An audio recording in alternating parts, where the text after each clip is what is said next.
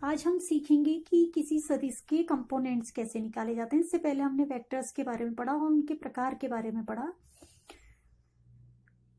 और unit vectors में हमने जाना कि वो दिशा को निरूपित करने के लिए होते हैं। उसमें कुछ स्टैंडर्ड यूनिट वेक्टर्स भी होते हैं, यानी कि मानक इकाई सदिश। हम जानते हैं कि किसी भी तल को हम काटती तल ले सकते हैं, जिसमें हम हॉरिजॉन्टल लाइन को एक्स अक्ष जनरली कहते हैं, और इसके लंबवत जो है वर्टिकल लाइन होती है उसे हम वाई एक्स कहते हैं। और इसकी भी वर्टिकल एक और लाइन हो सकती है, दोनों की लंबवत है, जो दोनों के परपेंडिकुलर। ये दोनों तो आपस में परपेंडिकुलर हैं, ये एक्स के भी और वाई एक्स के भी परपेंडिकुलर, इसे हम जेड डायरेक्शन कहते हैं। इसको मैं ऐसे दिखा सकती हूँ। अगर ये बाहर की ओर है तो इसको सर्किल के अंदर डॉट से, और अंदर की ओर है तल की लंबवत तो सर्किल के अंदर क्रॉस से निरूपित करते हैं। या मैंने ये दिखा दिया कि जेड डायरेक्शन ये है, लेकिन ये वाई के भी लंबवत है और ये जेड के भी लंबवत है। माना जेड अक्ष के अनुदिश इकाई सदिश है के कैप। ये मानक इकाई सदिश कहलाते हैं। अब माना ये एक सदिश है हमारे पास ए, इसके कंपोनेंट निकालने हैं। कंपोनेंट निकालने के लिए हमें कोई डायरेक्शन मालूम होना चाहिए, किस दिशा में हम कंपोनेंट निकालें। माना हमें पता है कि ये सदिश एक्स अक्ष से थीटा एंगल बनाता है, तो ये हमारे लिए नोन डायरेक्शन हो गया। अब हमने एक्स अक्ष पर एक परपेंडिकुलर यहां से ड्रॉप कर दिया और एक वाई अक्ष पर परपेंडिकुलर ड्रॉप कर दिया। इससे हमें दो समकोण त्रिभुज मिल गए। ये सदिश एक्स अक्ष से थीटा कोण बना रहा है, ये समकोण त्रिभुज है। तो इसमें अगर हम कॉस थीटा ले लें तो ये हो जाएगा ओपी, यानी आधार बट्टे कर्ण ए, ओ ए, जिसकी वैल्यू है ए। तो ओपी का मान हम निकालेंगे तो ये हो जाएगा ए कॉस थीटा। इस प्रकार से ओपी अपॉन ओ ए, ओपी बराबर ओ ए कॉस थीटा। ओ ए तीर है जो सदिश ए को निरूपित कर रहा है। माना सदिश ए का परिमाण है ए, तो ये हो गया ए कॉस थीटा, और इसकी दिशा हो गई आई कैप, क्योंकि ये निकला हमारा एक्स अक्ष के अनुदिश, जिसके अनुदिश मानक इकाई सदिश होता है आई कैप, जो कि एक्स अक्ष की दिशा को निरूपित करता है।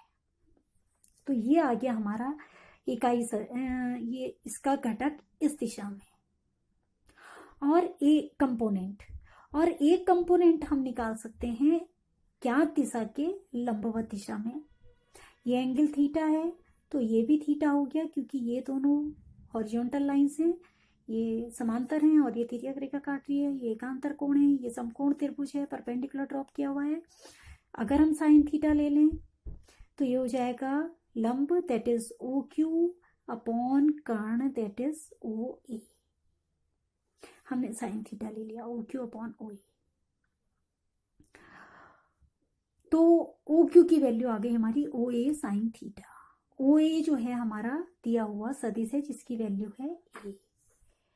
तो ए साइन थीटा हो गया, ये O A sine theta is a sine theta. माना इसका मैग्नीट्यूड जो है वो ए है, तो ये इसका मैग्नीट्यूड हो गया ए साइन थीटा।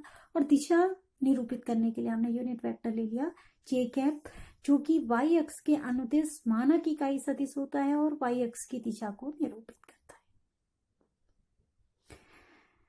तो इस प्रकार से हम घटक निकाल सकते हैं कंपोनेंट। और घटक का मतलब क्या है?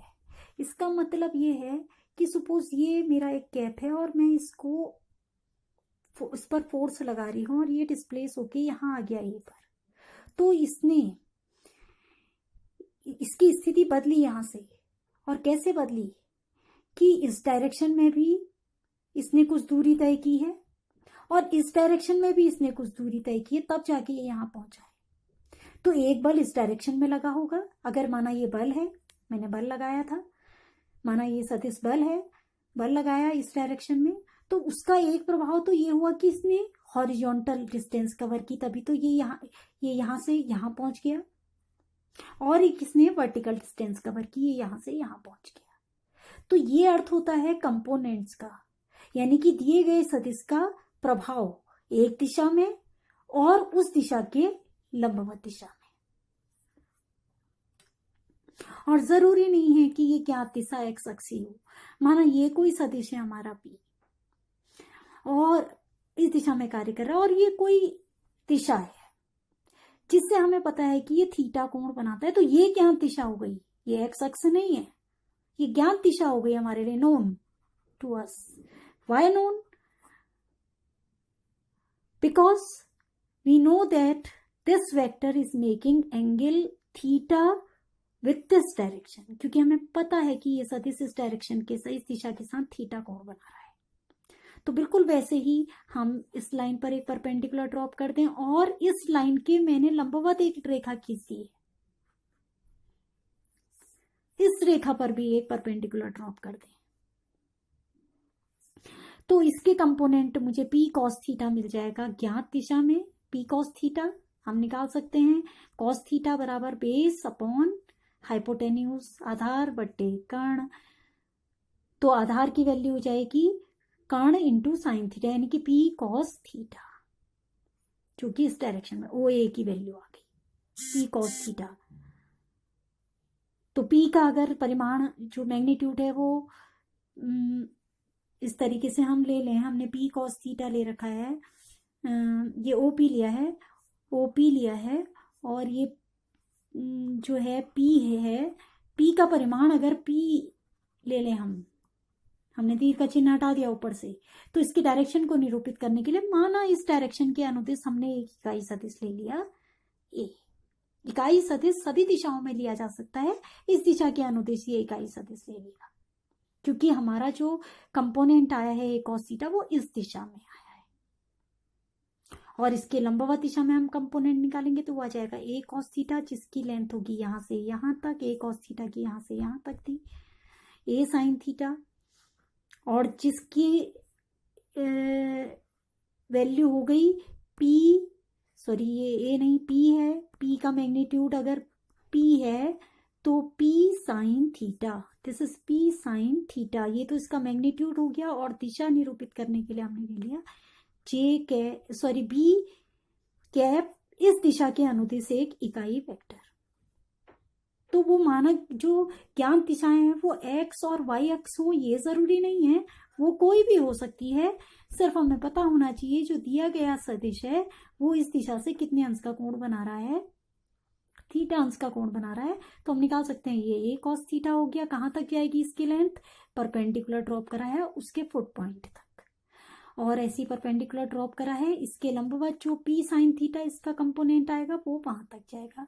तो ये मैग्नीट्यूड हो गया पी कॉस थीटा का, ये पी साइन थीटा का, और दिशा हो गई इकाई सदिश से निरूपित कर रखी है जो इस सदिश के अनुदिश है, और बी कैप से निरूपित कर रही है जो रखी है जो इसके अनुदिश है।